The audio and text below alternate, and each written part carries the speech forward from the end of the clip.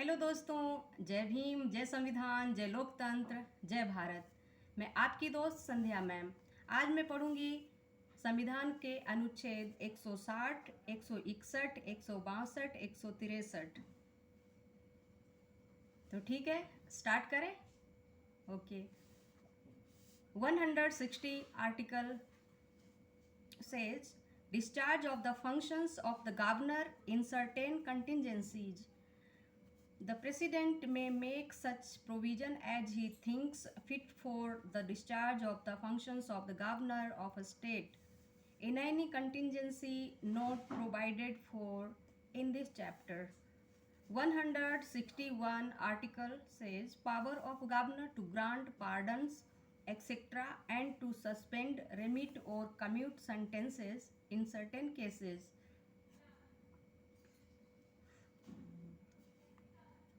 The governor of a state shall have the power to grant pardons, reprieves, respites, or remissions of punishment, or to suspend, remit, or commute the sentence of any person convicted of any offense against any law relating to a matter to which the executive power of the state extends.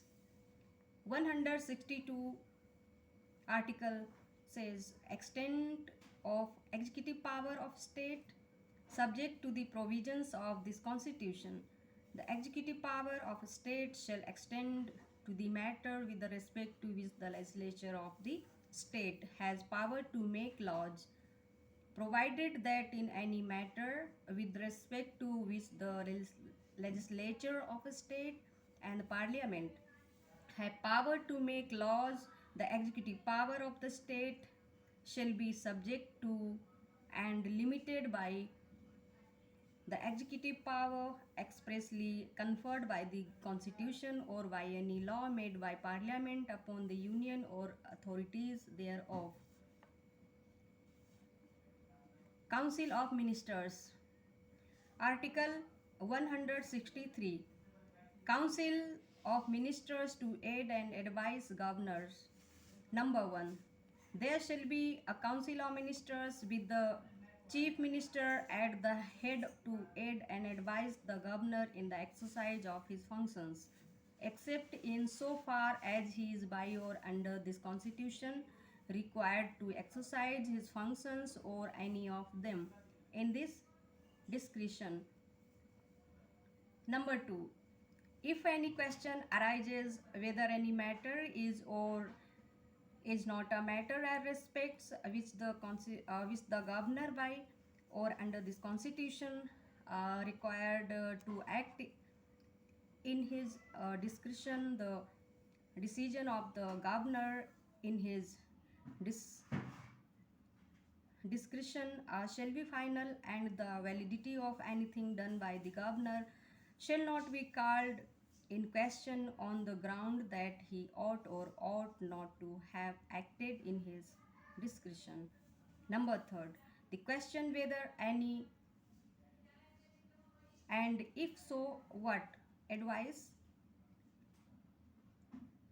what tendered by ministers to the governor shall not be required in any court. अब मैं पढ़ूंगी हिंदी में इसको। भारतीय संविधान का अनुच्छेद 160 कहता है कुछ आकस्मिकताओं में राज्यपाल के कृत्यों का निर्वहन। राष्ट्रपति ऐसी किसी आकस्मिकता में जो इस अध्याय में उपबंधित नहीं है,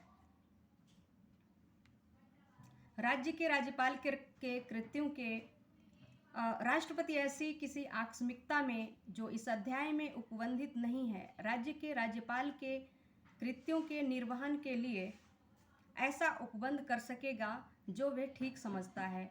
161 अनुच्छेद कहता है क्षमा आदि की और कुछ मामलों में दंडादेश के निलंबन, परिहार या लघुकरण की राज्यपाल की शक्ति।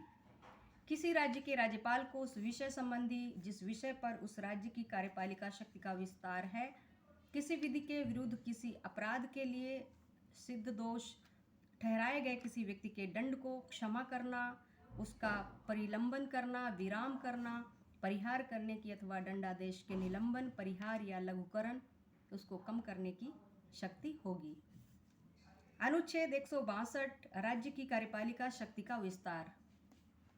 इस संविधान के उपबंधों के अधीन रहते हुए किसी राज्य की कार्यपालिका शक्ति का विस्तार उन विषयों पर होगा जिनके संबंध में उस राज्य के विधानमंडल को विधि बनाने की शक्ति है, परंतु जिस विषय के संबंध में राज्य के विधानमंडल और संसद को विधि बनाने की शक्ति है उसमें राज्य की कार्यपालिका शक्ति और इस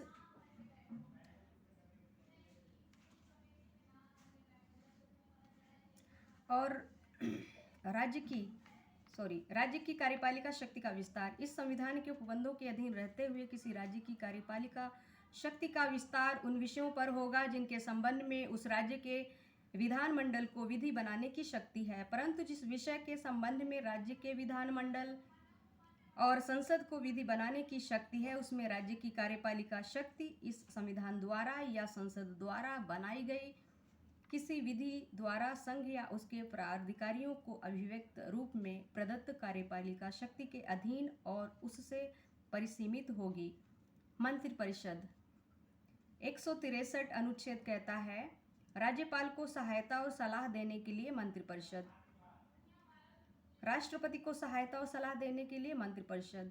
नंबर 1, जिन बातों में इस संविधान द्वारा या इसके अधीन राज्यपाल से अपेक्षित है कि वे अपने कृत्यों या उनमें से किसी को अपने विवेकानुसार करे, उन बातों को छोड़कर राज्यपाल को अपने कृत्यों का प्रयोग करने में सहायता और सलाह देने के लिए एक मंत्रिपरिषद होगी जिसका प्रधान मुख्यमंत्री होगा।